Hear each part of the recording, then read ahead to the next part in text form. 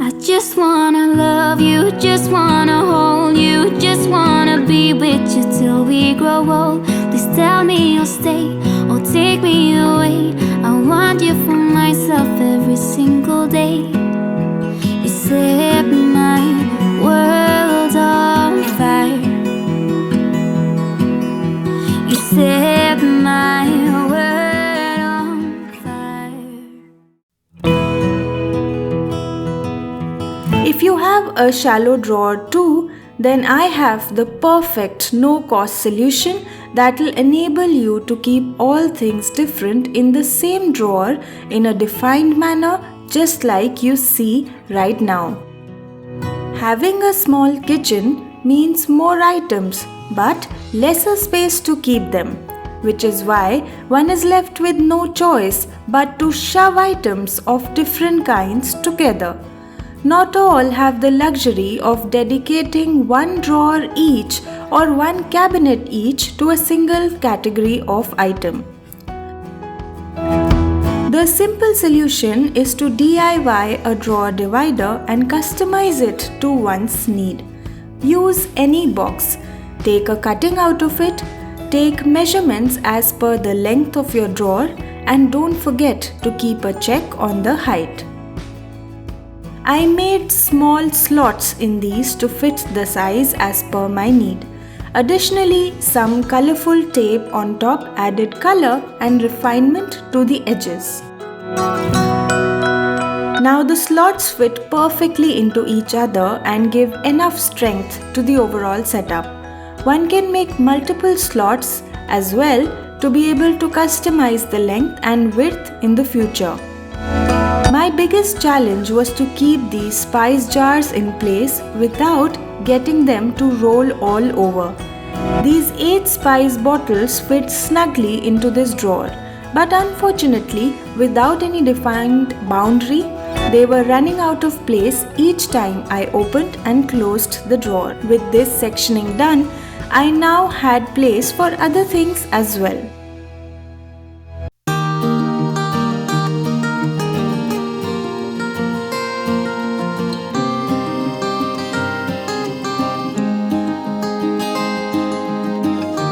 If DIY is not your thing, then these store-bought dividers are equally good. Being white in color, they definitely make the space look neater. At the same time, like you can see, they have multiple slots which provide for more flexibility. If you are okay to get only vertical divisions in the drawer and don't need horizontal dividers, then a more durable option is available in the market that I will link below. In my case, I needed something to keep the spices in place, which is why the Multiway dividers worked best for me. Try it out and let me know what you think.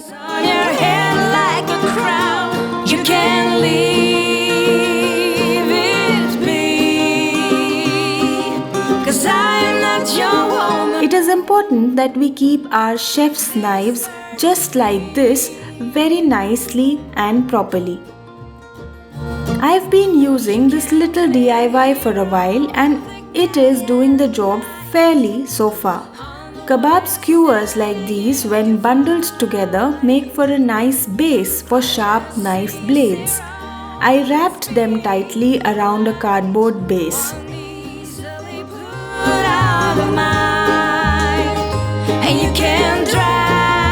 Long length accommodates these big knives quite comfortably.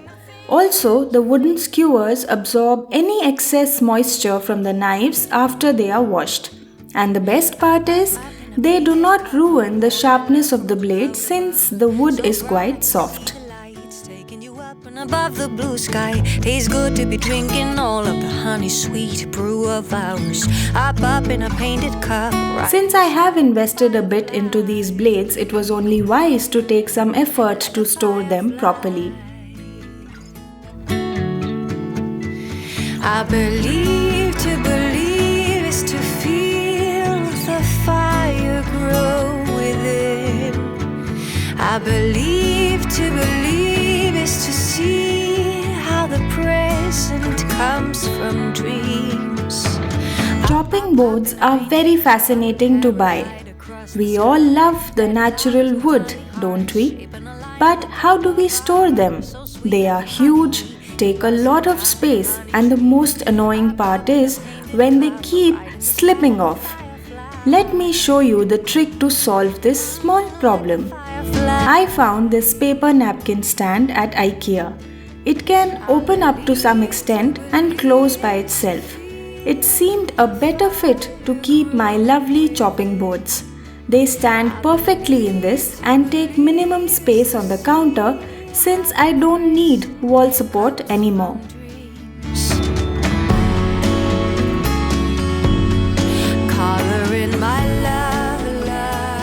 I designed the space to accommodate a few more things next to it since now I know that the boards won't fall onto other things anymore. I will be linking a few options for this and similar stands that we can possibly use for this purpose. Or maybe you have one at home already but didn't think of using it this ways. Try it out and comment below.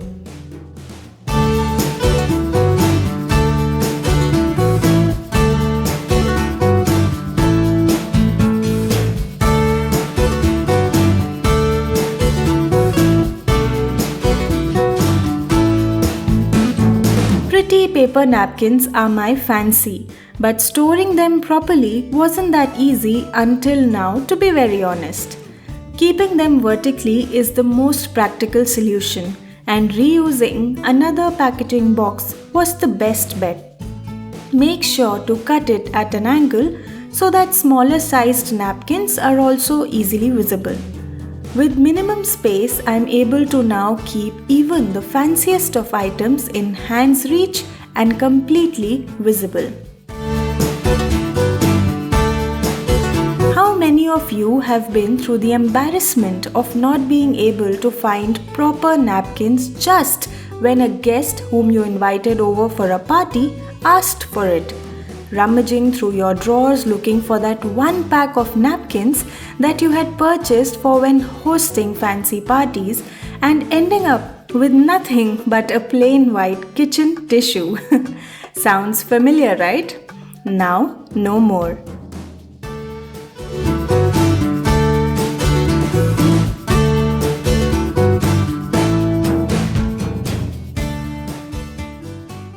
There are some things in my kitchen which I happen to reach out for quite a lot but never find them when I really need them.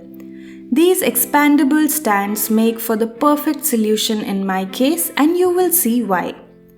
The countertop here is not stone, which is why trivets are a must each time I keep something hot. Similarly, a small flat bowl and smaller lids are things that are hard to find. This stand fits perfectly just any amount of space. Keeping miscellaneous things like so in a vertical fashion ensures the most use out of them. Having a heavy cooker in one hand and searching for the trivet with another was not easy back in the days. But now I know where to find things at the right time.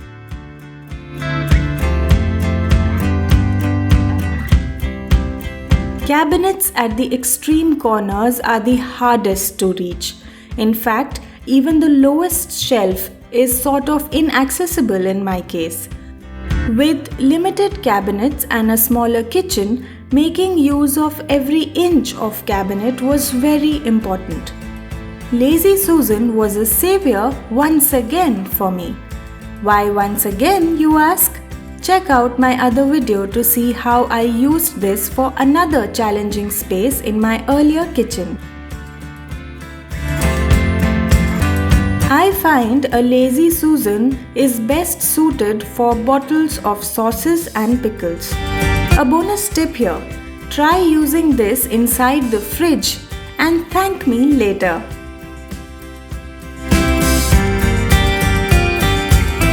The rotation helps us reach and see every little thing in that corner of the cabinet. My life is sorted now.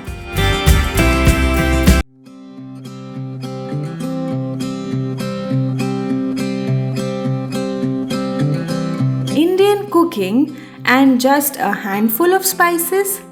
That can't be a real case scenario. Well, my non-Indian friends, let me tell you that no amount of spice is enough spice for Indian cooking.